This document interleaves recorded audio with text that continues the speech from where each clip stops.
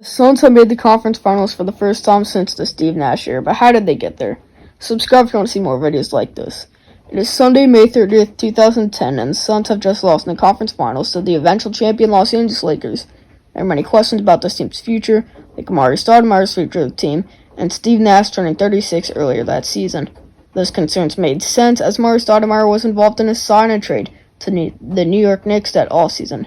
He would only ever make the All-Star game one more time, but that was still a big loss for the Suns. Despite Nash aging and Stoudemire gone, the playoff drought that was ahead was something that no one could have expected. Heading into the 2010-2011 season, the Suns were expected to be a bubble playoff team. Those expectations were correct, as they had multiple stretches earlier in the year that they were in the playoff picture, reaching as high as tied for 7th in November 15th and 16th. But the last day they were in the playoff picture was December 16th. The team had given up at the end of the year, and while this team had plenty of depth with a total of 7 double-digit scores, Steve Nash was declining and didn't make the All-Star team for the second time in the past 3 seasons.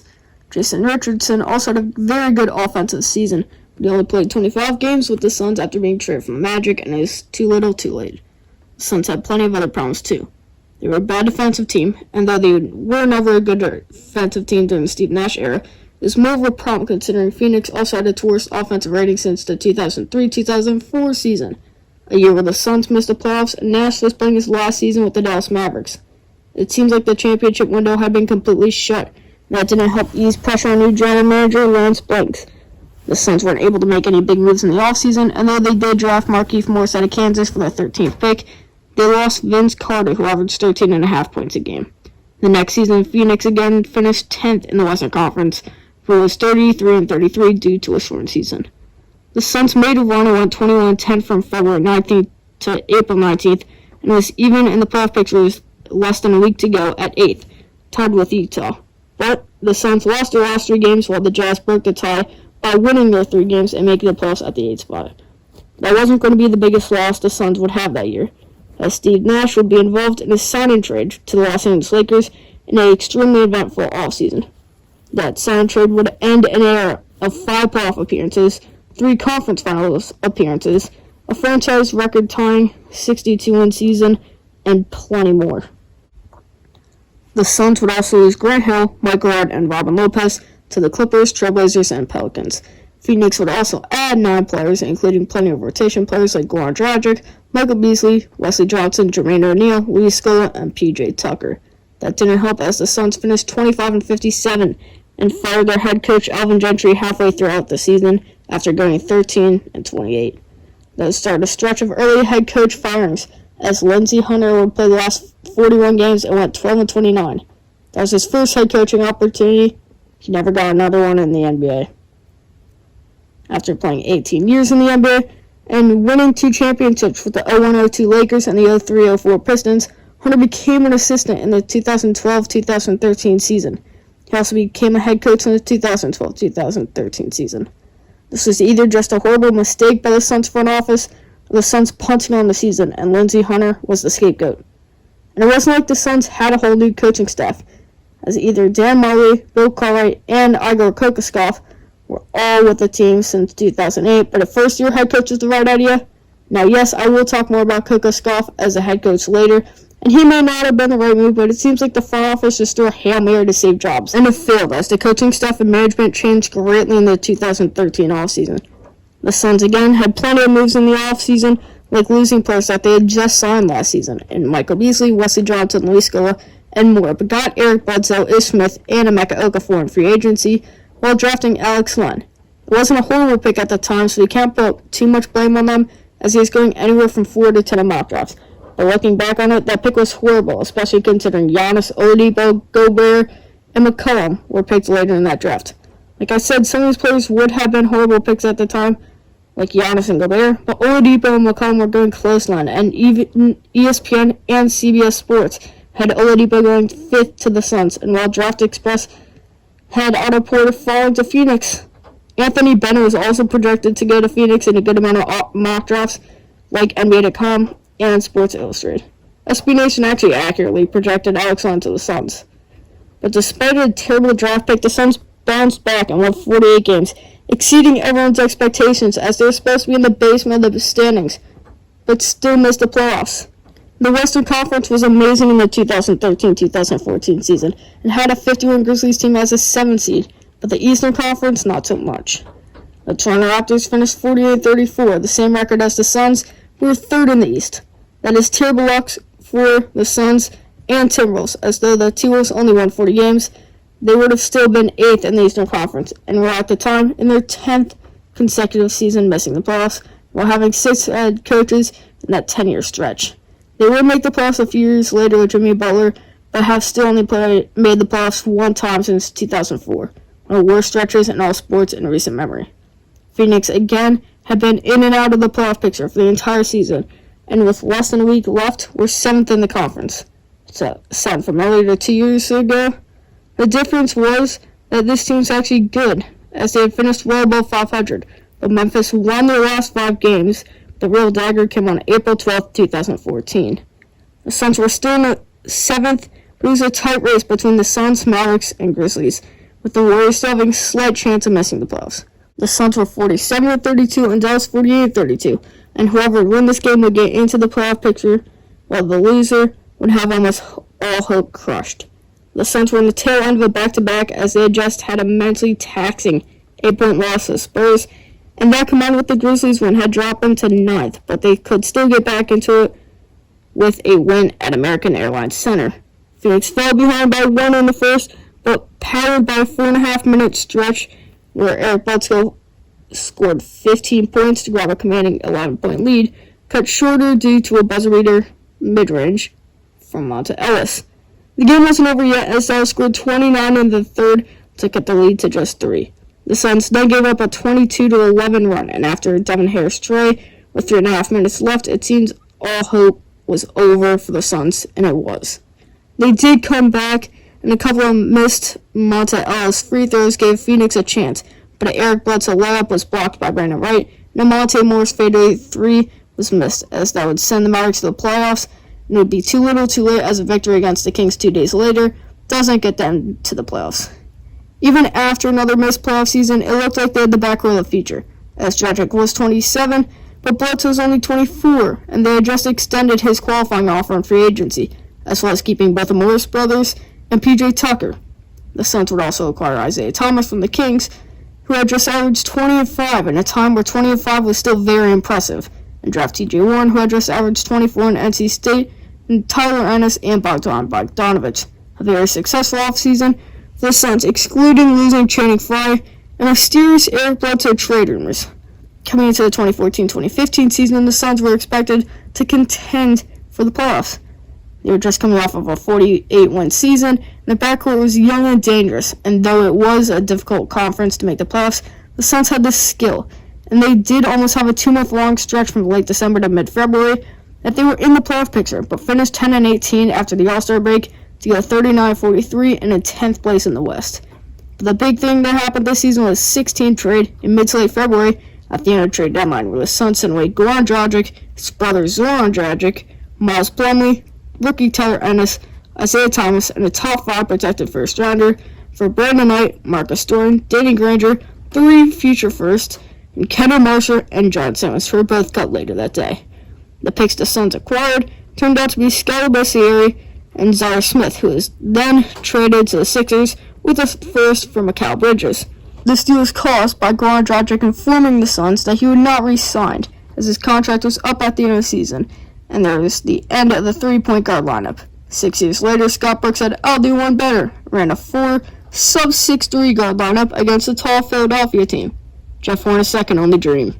The Suns then drafted a franchise-altering player in Devin Booker, as he fell to the 13th pick, and though he was a raw scorer and did only average 10 points in his 1 season in college, he had an insane amount of potential and was starting to develop an all-around game. The pick was as easy as Booker wasn't supposed to fall that far, and Booker was shooting over 52% from behind the arc on almost 4 attempts a game. Dragic and Thomas had also just been traded, and there was virtually no depth behind Brandon Knight. In Booker's first season, the former Kentucky shooting guard scored almost 14 a game, but only shot about 34% from behind the 3-point line. That wasn't the only bad thing about this team. They also traded Reggie Bullock, Marcus Morris, and Danny Granger for a 2020 second-round pick, Trading Reggie Bullock and Danny Granger made sense as Granger hadn't played in the previous season and would never play again, and Bullock was still very young and hadn't done anything in the 11 games Bullock played on the Suns after a Clippers trade that sent him there. But trading Marcus Morris made no sense as he was only scheduled to make $5 million in 2015-2016 and hadn't just recently signed a huge contract. He also just averaged 10 and 5 while starting almost half of the games. Instead, the Suns got a 2020 second-round pick from the Pistons that would never play a game for the Suns as the draft pick, Xavier Tillman Jr., ended up on the Grizzlies. Later that season, they shipped out Marcus Morris's brother, Markieff Morris, for a couple of bench warmers, Chris Humphries and DeJuan Blair, who would only play a combined 74 minutes for the Suns. They also got a first-rounder, which turned out to be Georgios Papagiannis with the 13th pick. Yes, he was drafted above Pascal Siakam, Caris LeVert, Malik Beasley, Malcolm Brogdon, DeJounte Murray, Vicky Zubac, and plenty of other players that are still in the league, unlike Papagiannis. But he would never play a minute for Phoenix, as he would be traded to the Kings, probably one of the few franchises worse than the Suns at the time. The Suns finished 23-59, and Hornacek was fired. He had another midseason head coaching firing, the third in 8 seasons, and the second in 4. T.J. Warren was the only player out of 6 double-digit scores to have a 46% or higher field goal percentage. The Suns that didn't take a lot of shots made them, as they still did have a very high field goal percentage as a team. This team was incredibly weird and very bad offensively and defensively. It was officially tough for a full rebuild. But due to their horrible pick, the Suns would have the 4th pick, which they used on Dragan Bender. Like I said, they also drafted Georgios Papagiannis, but he was traded for Marquise Chris. This was a historically bad draft from the Phoenix Suns, and general manager Ryan McDonough, the 5th GM in a decade, which shows how the Suns have had absolutely zero stability ever since the Colangelo family left. But the draft was tough for the Suns, as the first 3 picks were Ben Simmons, Brandon Ingram, and Jaylen Brown, and all 3 of those players have been anointed to the All-Star team at least once. And we cannot blame the Suns that much for this pick, as they desperately needed a power forward, and Porzingis had just broken out, so this would start a year stretch of tall European forwards or centers being overdrafted because of the potential, but it rarely works out. Though when it does, it's amazing, like Luka Doncic, pre-ACL, Terry Kristaps, and Dirk Nowitzki. If the Celtics didn't take Dragan Bender, the Suns would have either taken him or Marquise Chris, which they would trade for, but with Jamal Murray, Domantas Sabonis, and Buddy Hield also being picked in the lottery, has to hurt any Suns fan. Bender played for the Suns for 3 seasons and never averaged more than 7 points or 5 boards a game. And after failed attempts with the Bucks and Warriors, he's now out of the league and is now a bench player, still failing to score 70 a game on the Maccabi Tel Aviv, a team that plays in the EuroLeague and the Israeli Super League. And at the time of writing the script, is set to play in the Israeli Basketball Premier League final, though it does take multiple days to write a script. In 2016-2017, Earl Watson had his first full season as a Suns head coach, and it didn't change anything, as the Suns earned 1 more victory than the previous season and finished 24-58, which was the second worst record in the league, only beat by the Brooklyn Nets, who reached 20 wins in their 80th game. Of course, what would be a Suns season under Ryan McDonough without a bad trade? Thus, the Suns sent away P.J. Tucker for combined 21 games for Jared Sullinger, Alec Peters, and George King. Now, P.J. Tucker wasn't having a good season, as he is being paid $7 million a year and only averaging 7 points and 6 rebounds. The team was going to put all their eggs into the rookie Derrick Jones' basket, as he only played some of the first 57 Suns games and averaged 3.4 minutes as he flip-flopped between the G League and the NBA. But throughout the last 25 games, he played all of them, started 8, and played 21 minutes a game. And though he only scored 6 a game, he did it on amazing efficiency. Even though Derrick Jones Jr. did prove himself, it is still very interesting why they could not have just kept P.J. Tucker to help mentor DJJ. Considering the Suns got 21 games out of trading P.J. Tucker, but considering the circumstances, it wasn't a totally horrible trade. But the good news is that sophomore Devin Booker impressed. Booker averaged 22 points while knocking down 2 threes a game and scoring 70 points against the Boston Celtics for a TD guard scoring record, and point guard Eric Bledsoe averaged 21, 5, and 6. And it looked like the Suns had again found their backcourt of the future. But Bledsoe was shut down after the All-Star break, and that started some drama that we'll talk about more in a minute. T.J. Warren also saw more of his potential, as he averaged 14 and 5, while making over 53% of his 2 points, but Warren did struggle with his 3-point shooting. Against the Suns would have the 4th overall pick. The Suns would draft Josh Jackson. He had only played 2 seasons with the Suns before being traded, but he regressed as his points per game went from 13 to 11.5, while his field goal shooting stayed stagnant. This year, Jackson averaged a career-high 13.4 points on the Pistons, but considering De'Aaron Fox was drafted immediately after Jackson, that is another disappointing pick by general manager McDonough. But a week before the season started, there's an alarming excerpt from an ESPN article written by Zach Lowe about the upcoming season, where Lowe said, "The Suns will surely listen if and when suitors call for Eric Bledsoe." And 11 days later, after the Suns started out 0-3, broke a record by losing their first 3 games by a combined 93 points, Eric Bledsoe released the infamous tweet, "I don't want to be here." That day, head coach Earl Watson got fired. This was apparently already in the woodworks and wouldn't change Bledsoe's mind. The next day, Ryan McDonough said that Bledsoe was talking about a hair salon in that tweet. That same day, John Gambarado said that Bledsoe actually met with the Suns in the preseason and requested a trade. On October 24th, Woj reported that Bledsoe's trade value is decreasing, but 2 days later, Gary Wolfel reported that reigning Rookie of the Year Malcolm Brogdon was involved in trade talks with Bledsoe, and a couple weeks later, Bledsoe was sent to the Bucks, but Brogdon was not involved in the trade. The Suns instead got Greg Monroe and eventually Desmond Bane, who never played a game for the Suns. Now, the Suns finished 21-61, the worst record in the league, but Devin Booker proved that he is the real deal, averaging 25, 5-5 in his first late season during his career as only a 21-year-old. TJ Warren had almost averaged 20 as a 24-year-old, and this team's future is looking great, especially since they would have the first overall pick. Well, this team still had a lot of work to do, as Mike James, yes, Nets Mike James, actually got a chance with this team. And though Mike James always should have been in the NBA, this was one of the few teams bad enough to have given him a chance.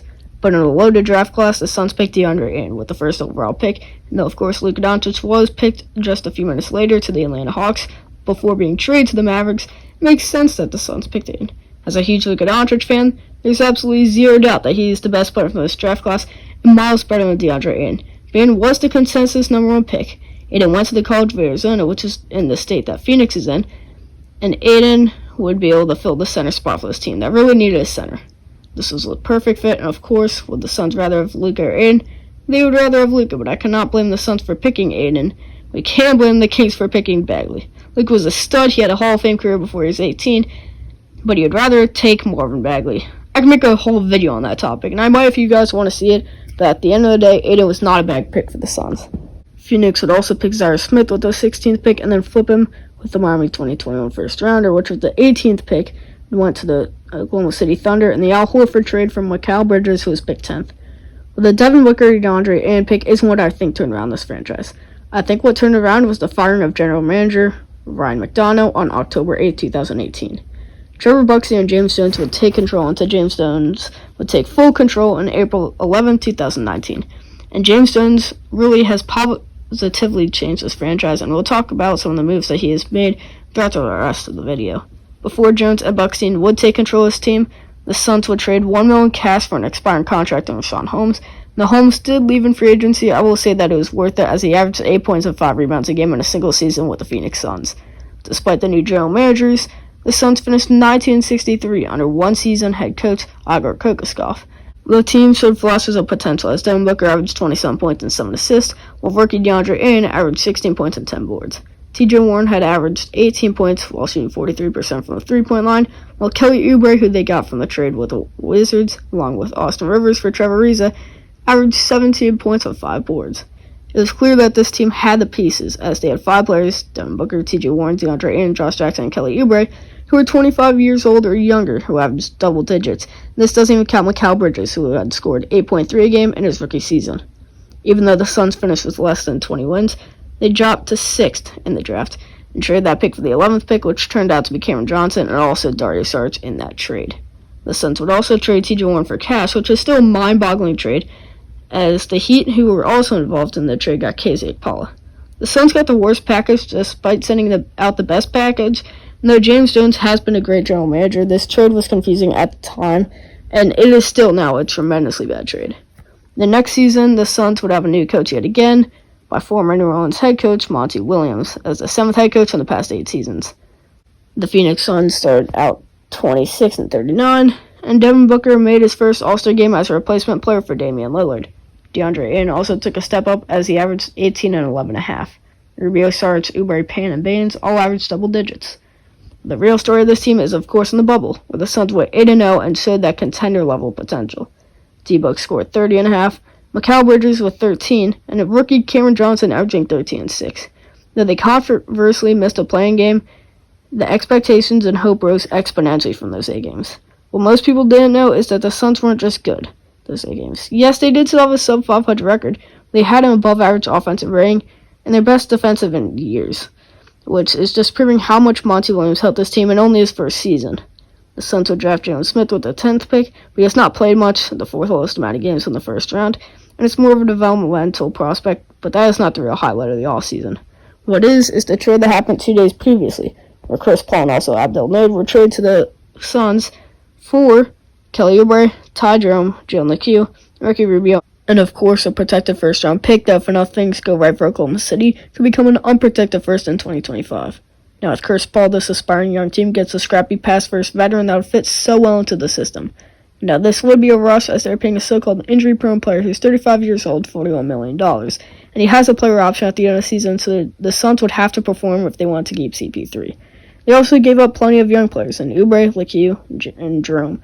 But general manager James Jones saw opportunity to make a contender and jumped on it. Even after trading for Chris Paul in the 8-0 run in the bubble just a few months prior, I didn't see a single pick of the Suns even getting home court advantage in the first round, while they had fell out of a couple of people's play-in tournaments. A popular pick for the Suns was in the 7 to 9 range. Though that would be an improvement from the now decade-long playoff drought, it was still an understatement, considering they had Chris Paul, who just brought a team giving Terrence Ferguson valuable playoff minutes, so 2 points away from advancing past the Westbrook Harden Rockets. Now with an upgraded supporting cast, a front office that wants to win now instead of playing for the future in the style of draft picks, we all should have known what was about to happen, as even I fell victim to this in my predictions. I had the Suns at the 6th spot, but beating the Clippers in the first round and losing to Lakers in the second. But to start the season, it looked like the NBA community would predict correctly how good the Suns would be, as the Suns started out the season in 6th place with a record of 11-9. But if they had kept that pace, they would have barely been the 8th seed with 39.6 wins. But in a 2-month stretch from February 5th to April 7th, the Suns went 25-5, including 3 5-plus game win streaks. In that stretch, Booker averaged 28, and CP3 made over half his shots. But it wasn't just CP3 who did that throughout that stretch, as the entire team as a whole shot 50.9% from the field, which was first, 39.6% from 3, and 83% from the charity stripe, which are both third. The Suns also destroyed advanced stats in that stretch, having the number 1 offensive rating, net rating, assist-to-turnover percentage, assist ratio, efficient field goal percentage, and true shooting percentage. Chris Paul, DeAndre, and Devin Booker were all top 10 in that stretch for average plus-minus, and during that time, Chris Paul had taught the team how to win. And though this team didn't win 5-6 of their games for the rest of the season, they still went 15-7 to finish off, and finished the season 51-21 for the best percentage for Phoenix since 2006-2007. In that first playoff series, the Suns would face off against the reigning champion Los Angeles Lakers. No matter how injured the Lakers and LeBron are, of course it's still LeBron James and Anthony Davis. And less than a year ago, the Lakers had hoisted the Larry O'Brien Trophy. Almost everybody predicted Lakers to win in 6 or 7, with 17 of the 18 ESPN experts predicting the Lakers to win the series, with all of those 17 experts saying the Lakers would win in either 6 or 7 games, with Bobby Marks being the only expert to pick the Suns in that article.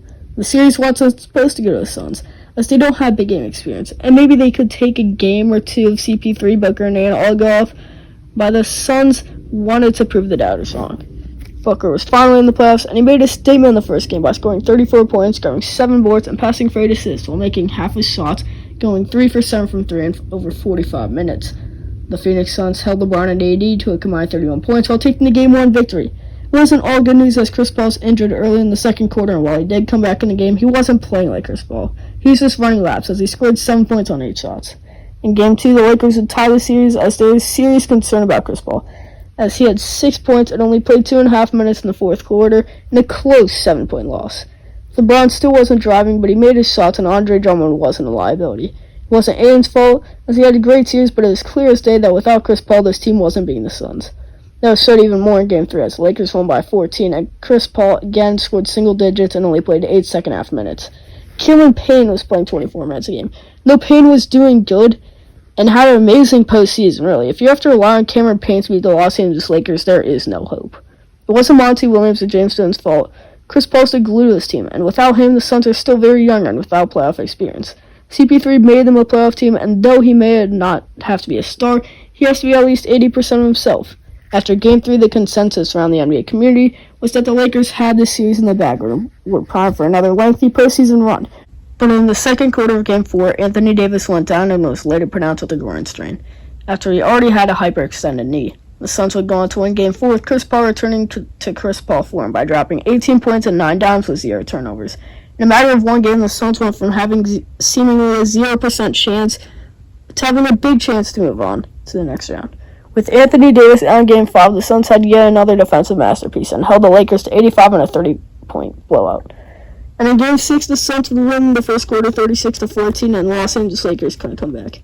AD would be forced out of the game with injury, and LeBron looked incredibly demotivated. Devin Booker would drop 47, and the Suns would advance to the second round for the first time in over a decade. But despite AD being either out or injured for a majority of the series, LeBron not being 100%, this was still a very impressive win. The Suns locked down the guards, and with LeBron not 100% willing to drive all the time, as long as he wasn't knocking down all those threes, which he wasn't, the Suns just had to execute on offense, which they did. The Phoenix then went on to face an injury-plagued Denver Nuggets squad. The Suns would win 122 to 105, while every starter scored double digits, and CP3 dropping 21-11 on only a single turnover, but the next game would somehow be even more impressive. As in a 25-point victory, Paul scored 17 points while also getting 15 dimes and 3-0 turnovers. This is the third time he's ever done that in a playoff game, the most ever, and only 3 players have ever accomplished that feat. He also did that in just above 30 minutes of playing time, as the game was virtually over by the fourth quarter, and there were only 8 minutes and 25 seconds of 9 minutes from starters in the last quarter. The Suns would then go on to win Game 3 and 4, with Chris Paul and Devin Booker dropping 37-34 to send the Phoenix Suns back to the conference finals for the 10th time. The Suns are 2-7 in the conference finals, have never won a title, with losses to the 92-93 Bulls, with John Paxson's 3 being the dagger, and the 75-76 Celtics, including what was called the greatest game ever played in the 5th game of a 6-game series, where Boston won 128-126 in a 3-overtime game. Now, Monty Williams has changed this team, and even though Chris Paul's out for Game 1 of the Western Conference Finals, the Suns still won the series 4-3. Now, the Suns did lose the finals to the Bucks in a close 6-game series, but the Suns have impressed. They went to the finals when no one expected to. Chris Paul almost won a title, and though it is absolutely devastating for Suns fans and really the NBA community, as I think a lot of people were rooting for the Phoenix Suns, they had an amazing season, and hopefully they will be back, as they have an incredibly young team with Cam Johnson, Mikal Bridges, Devin Booker, DeAndre Ayton, and head coach Monty Williams and general manager James Jones. Now, Phoenix also still has Chris Paul, though he is a free agent. I do think he will re-sign us. This is the closest he has ever gotten to the finals.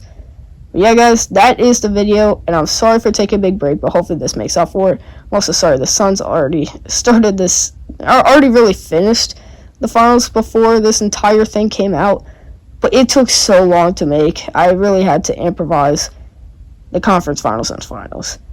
But yeah, this is a very long video, so if you enjoyed it, please leave a like and subscribe. And the script of this video is down in the comments if you want to see it. Thanks for watching. Peace.